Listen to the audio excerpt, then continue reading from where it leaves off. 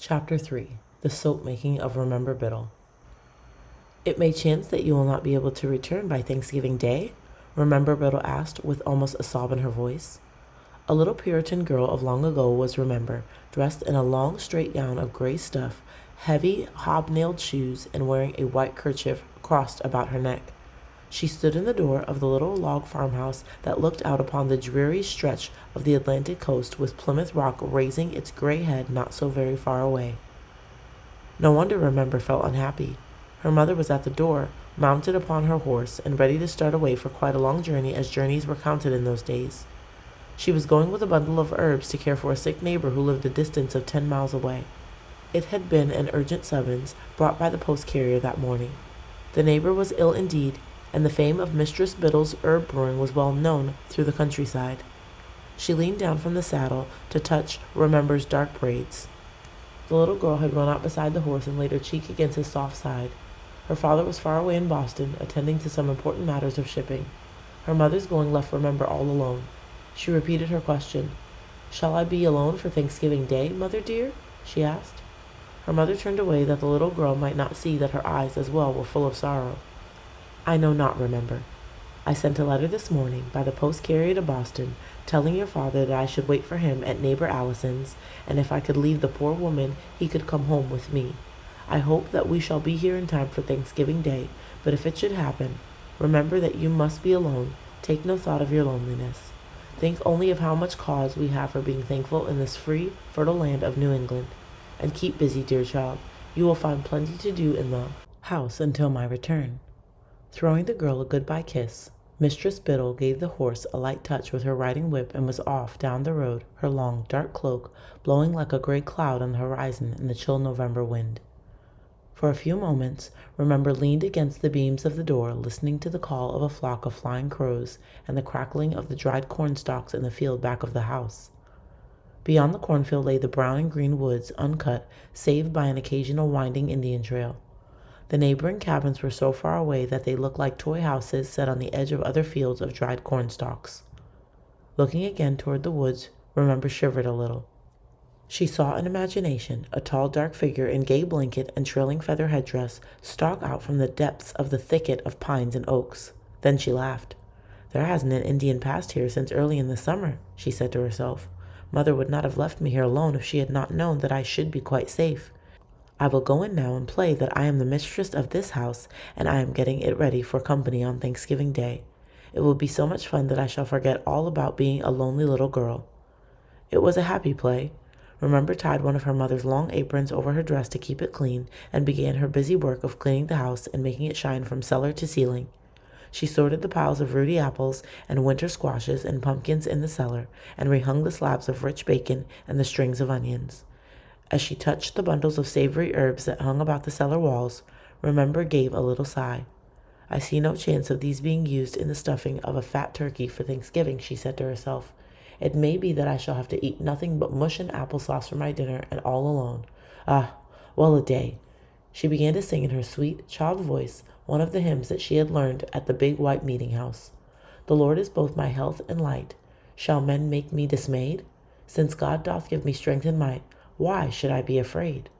As she sang, Remember lifted a bucket of soft soap that stood on the cellar floor and tugged it up to the kitchen. Then she went to work with a will. Several days passed before Remember had cleaned the house to her satisfaction. On her hands and knees she scoured the floors, her rosy hands and arms drenched with the foaming soap suds.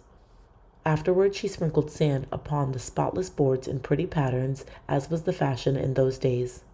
She swept the brick hearth with a broom made of twigs, and she scoured the pewter and copper utensils until they were as bright as so many mirrors. She washed the wooden chairs until the bunch of cherries painted upon the back of each looked bright enough to pick and eat. She dusted the straight rush-bottomed chairs and the settle that stood by the side of the fireplace.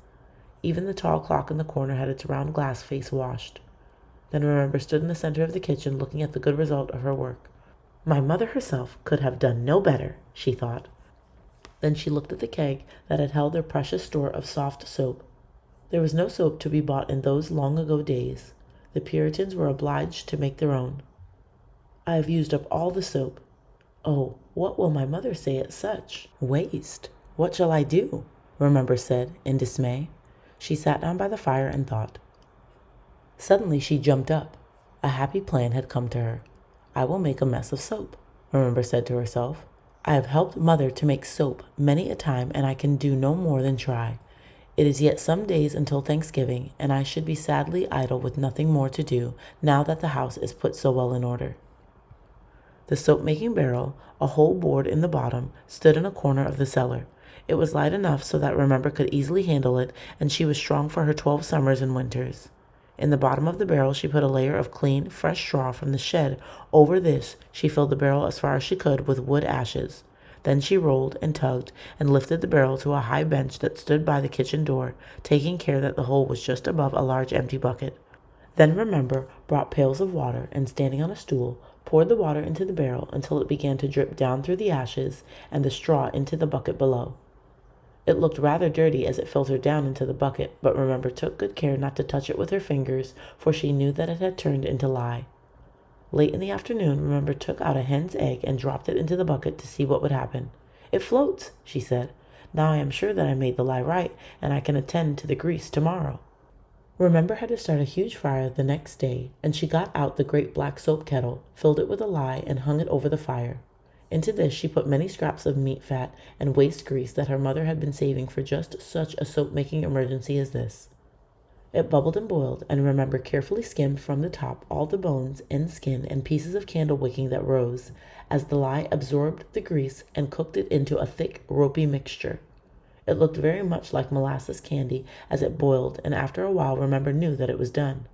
She lifted the kettle off the fire and poured the thick brown jelly that was now good soft soap into big earthenware crocks to cool.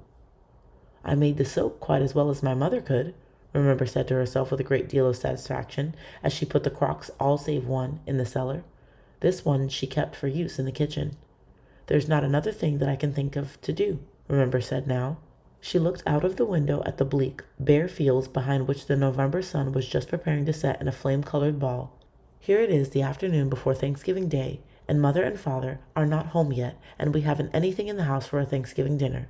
She looked toward the woods now. What was that? A speck of color that she could see in the narrow footpath between the trees suddenly came nearer, growing larger and brighter all the time. Remember could distinguish the gaudy blanket, bright moccasins, and feather headdress of an Indian.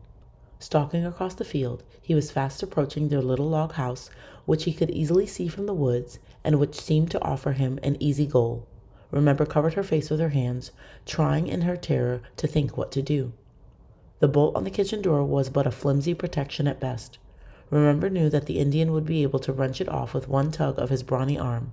She knew, too, that it had been the custom of the Indians who were encamped not far off to take the children of the colonists and hold them for a high ransom. The white face takes our lands. We take the papoose of the white face, they had threatened, and they were cruel indeed to the children whom they held, especially if their parents were a long time supplying the necessary ransom. But it had been so long now since an Indian had been seen in their little settlement that Remember's mother had felt quite safe in leaving her. Remember looked now for a place to hide. There was none. The cellar would be the first place, she knew, where the Indian would look for her. The tall clock was too small a space into which to squeeze her fat little body, and there was no use hiding under the bed, for she would be dragged out at once. Remember turned, now hearing a footstep. The Indian, big, brown, and frowning, had crossed the threshold and stood in the center of the room. His blanket trailed the floor. Over his shoulder was slung a pair of wild turkeys he had killed. Remember trembled, but she faced him bravely. "How?" she said, reaching out a kind little hand to him. The Indian shook his head and did not offer to shake hands with the little girl. Instead, he pointed to the door, motioning to her that she was to follow him. Remember's mind worked quickly. She knew that Indians were fond of trinkets and could sometimes be turned away from their cruel designs by means of very small gifts. She ran to her mother's work-basket and offered him in succession a pair of scissors, a case of bright new needles, a scarlet pincushion, and a silver thimble. Each in turn the Indian refused, shaking his head and still indicating by his gestures that Remember was to follow him. Now he grasped the little girl's hand and tried to pull her. There was no use resisting, but just as they reached the door, the Indian caught sight of the crock of soft soap, dark, sticky, and strangely fascinating to him. He stuck one long brown finger in it and started to put it in his mouth, but Remember reached up and pulled his hand away. She shook her head and made a wry face to show him that it was not good to eat. "How?" he questioned, pointing to the soap. Remember pulled from his grasp. Pouring a dipper full of water in a basin, she took a handful of the soap and showed the Indian how she could wash her hands. As he watched, a look, first of wonder and then of pleasure, crept into his face. He smiled and looked at his own hands. They were stained with earth and sadly in need of washing. Remember refilled the basin with water, and the Indian, helping himself to a huge handful of the soap, washed his hands solemnly, as if it were a kind of ceremony. As Remember watched him, her heart beat fast indeed. As soon as he finishes, he will take me away, she thought. Slowly the Indian dried his hands on the towel she gave him. Then he picked up the crock of soft soap. He set it on his shoulder, pointing to the pair of turkeys that he had laid on the table to show that he was giving them to Remember in exchange for the soap. He strode out of the door and was soon lost to sight in the wood's path. Remember dropped down in a chair and could scarcely believe she was really safe. A quick clatter of hoofs roused her. She darted to the door. "Father! Mother!" she cried. Yes, it was indeed they, her father riding in front with her mother in the saddle behind. "Just in time for Thanksgiving!" they cried as they jumped down and embraced Remember. "And I'm here too, and we have a pair of turkeys for dinner," Remember said, half smiles and half tears, as she told them her strange adventure.